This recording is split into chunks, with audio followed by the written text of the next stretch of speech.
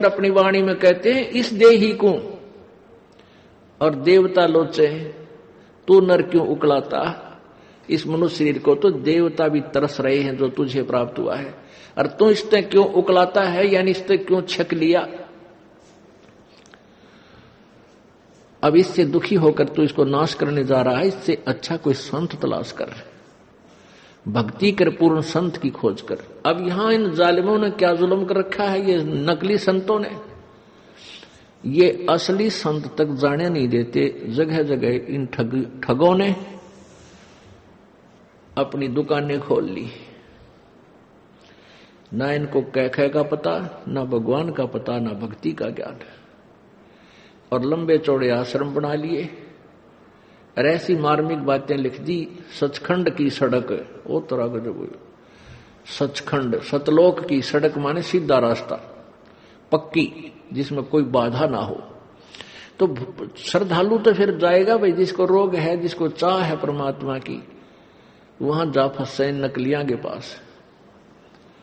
पूर्ण मोक्ष मार्ग इसी आश्रम में प्राप्त होता है। इस तरह के पता नहीं कितने संत बने हुए हैं। तो ये सबसे बड़ा काल का जाल है, ये नकली संतों का होना। तो कहने का भाव ये है कि देवता भी इस मानव शरीर को तरफ रहे होते हैं कि कभी मानव शरीर मिले, पूर्ण संत खोज करूं और भक्ति करूं।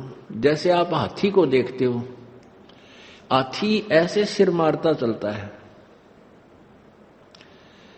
अब हाथी को नेक्स्ट जीवन, अगला जीवन दिखाई देता है कि इसके बाद मैं के बनूंगा, गधा बनूंगा या कुत्ता बनूंगा या सुअर बनूंगा या मानव बनूंगा। तो सिर मारता चलता है। किस समय सिर मारता है? जब वो पकड़ दिया जाता है, जब वो किसी मनुष्य के काबू आ जाता है, उसके ऊपर बैठ के इतना लंबा छुरा लेकर, अंकुश लेकर बैठ जाता है, उसको सीधा ठोकर बकवाद करता है, तो तब वो सिर मारता चलता है ना, खड़ा खड़ा भी सिर मारता रहता है। अब वो ये सोचता है वह बड़ा फंसा, बहुत फंसा मैं, और जय इब का मनुष्य शरीर मिल गया तो पूर्ण संत की, पूर्ण परमात्मा की भक्ति करूंगा। पूर्ण संत की खोज करके और सही भक्ति करके अपना पीछा छुड़वाऊंगा। अब परमात्मा यहां क्या बताना चाहते हैं कि जो कुंजर सिर धुनत है, अगला जन्म सुजंत, इब कहेल नर करत सेव पूरे संत। हाथी मन में सोच रहा होता है कि यदि अब की बार मनुष्य जीवन मुझे मिल गया तो पूरे संत की खोज करूंगा। अब परमात्मा फिर उसके ऊपर एक और कहते हैं कि हाथी अर्थात ये आत्मा मन के संयोग से इतनी ढीठ होगी। हाथी के विषय में कहते हैं कि हाथी तभी तक सिर पटक रहा है, धुन रहा है, जब तक यो बंद में आ गया और मनमानी इसको मस्ती नहीं कर पा रहा। इसलिए ये भगवान याद कर रहा है और ईब छोड़ दे इसने। अब इसको खोल दे यहां से और जंगल की तरफ कर दे।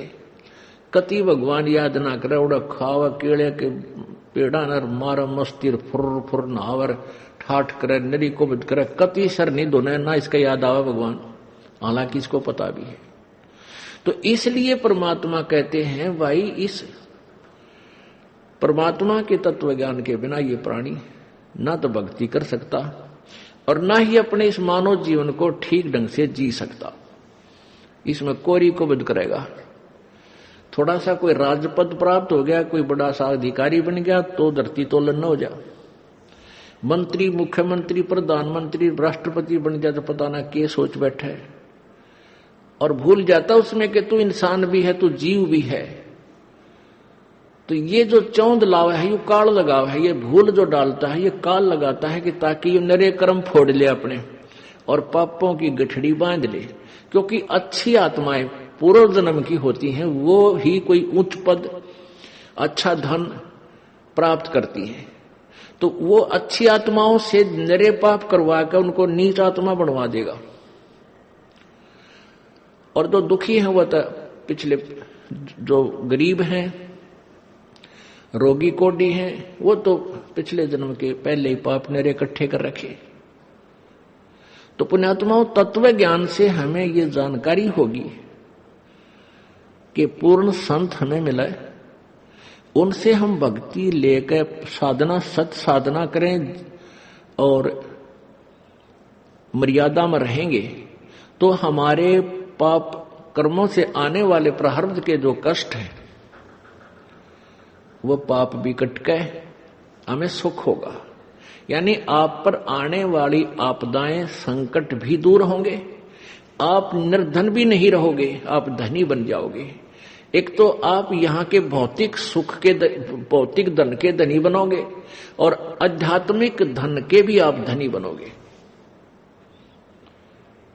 आप दोनों ही धनी इस परमात्मा की सत्य साधना से। कौन से परमात्मा की? उस पूर्ण ब्रह्म की। गीता जी अध्याय नंबर 15 के श्लोक नंबर 1 से 4 तक ये बताया गया है कि ये संसार रूपी एक उल्टा लटका हुआ वृक्ष जानो और वृक्ष की ऊपर को जड़े मानो। ऊपर अर्श कुर्श पर, अर्श माने आसमान पर, कुर्श माने उसके कॉर्नर पर, आखिरी छोर पर, अर्श कुर्श पर श्वेत गुमज है। और जहां परमेश्वर का डेरा, जहां कबीर परमात्मा का डेरा स्थान सतलोक है, अरस यानी आसमान के अंतिम छोर पे, ऊपर में, कति चोटी में, सुन शिखर में, तो वहां परमात्मा रहता है सतलोक में। तो ऊपर को तो जड़ है, यानी वहां से तो सबकी उत्पत्ति हुई है, वहीं से ब्रह्म की उत्पत्ति, जो 21 ब्रह्मांड का मालिक है, ब्रह्मा विष्णु महेश का पिता है, जिसको काल ज्योति निरंजन भी कहते हैं, काल ब्रह्म भी बोलते हैं। और वहीं से परब्रह्म जो 7 संग ब्रह्मांड का स्वामी है, उसकी उत्पत्ति हुई है। अर्थात वो जड़ है, वो मूल है, मुख्य है, सबकी, सभी प्राणियों और सभी ब्रह्मांडों का रचनहार वही है। तो वो ऊपर को जड़ वाला, तो ये आदि पुरुष परमेश्वर यानी पूर्ण ब्रह्म रूपी तो जड़ समझो इस संसार रूपी वृक्ष की। और नीचे को ये तीनों गुण रूपी शाखा, रजगुण ब्रह्मा, सतगुण विष्णु, तमगुण शिव जी, ये शाखाएं हैं। बीच के जो और भाग हैं उनको काल ब्रह्म ने नहीं बोला गीता में। उसके लिए गीता जी अध्याय नंबर 4 के श्लोक नंबर 34 में बताया है कि वो तत्व ज्ञान जो अध्याय नंबर 4 के श्लोक 32 में जिसके विषय में लिखा है कि सच्चिदानंद घन की वाणी में वो लिखा हुआ है, विस्तार से कहा, उस तत्व ज्ञान को यानी कंप्लीट नॉलेज, उस पूर्ण संपूर्ण ज्ञान को किसी तत्वदर्शी संत से जाकर पूछ। उनको दंडोत प्रणाम करने से, कपट छोड़कर उनसे प्रसन्न करने से वो तत्वदर्शी संत तुझे उस परमात्म तत्व की, यानी और परमात्मा गीता ज्ञान दाता से कोई भिन्न है, उस पूर्ण ब्रह्म के बारे में जानकारी देंगे। उस तत्वदर्शी संत की पहचान बताई है 15वें अध्याय के प्रथम श्लोक में।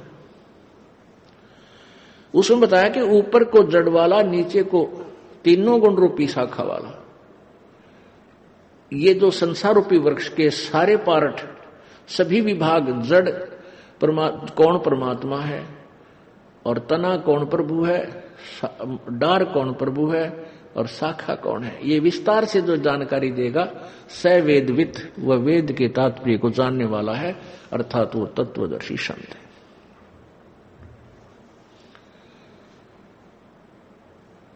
अपुण्यात्माओं, परमेश्वर स्वयं आए थे। अप आरती अप साजे, अप किंगर अप बाजे, अप ताल झां जनकारा, आप नचे आप देखण हारा। कह कबीर ऐसी आरती गाऊं, आपा मध्य आप सुनाऊं। तो परमात्मा स्वयं ही आए हैं। आप आरती ने अप साजे, अप किंगर अप बाजे, आप नचे और आप देखण हारा। आप ही एक दास की भूमिका कर रहे हैं परमात्मा, और स्वयं ही सब ब्रह्मांडों का संचालन करने वाले भी वही हैं, सबकी देख रेख भी वही कर रहे हैं। तो उन्होंने स्वयं ही आकर के ये ज्ञान बताया था, तत्व ज्ञान बताया था। उसमें वो क्या ज्ञान बताया था कि अक्षर पुरुष एक पेड़ है, निरंजनवा की डार, और तीनों देवा शाखा है, ये पात रूप संसार। उस परमेश्वर ने ही डिटेल बताई सारी। जड़ तो वो खुद मालिक है ही, उससे अलग बता रहा है कि जैसे पेड़ आपको बाहर नजर आता है पृथ्वी से, तुरंत वो मोटा जो हिस्सा होता है वो तना है। ये संसार रूपी वृक्ष का जो 7 संग ब्रह्मांड का जो क्षेत्र है, उसका मालिक है, उसको तो समझो तना है, और वो है परब्रह्म यानी अक्षर पुरुष। उससे फिर आगे मान लीजिए तना का एक डार निकलती है मोटी, उसको समझो ये क्षर पुरुष, अक्षर यानी सर पुरुष यानी ब्रह्म ज्योति निरंजन कहो, इसे काल कहो। और उस डार के फिर 3 शाखा हैं, ये रजगुण ब्रह्मा, सतगुण विष्णु, तम गुण शिवजी रूपी शाखा, और फिर पात रूप संसार। इस विस्तार से जो बताएगा स वेदविद, वो तत्वदर्शी संत है। तो तत्वदर्शी संत की खोज करने के बाद उस परम पद परमेश्वर की खोज करनी चाहिए। जब तत्वदर्शी संत आपको मिल जाए, उसके पश्चात गीता जी अध्याय नंबर 15 के श्लोक 4 में कहा है कि तत्पश्चात परमात्मा के उस परमेश्वर के उस परम पद की खोज करनी चाहिए, जहां जाने के बाद फिर संसार में लौटकर प्राणी कभी नहीं आता।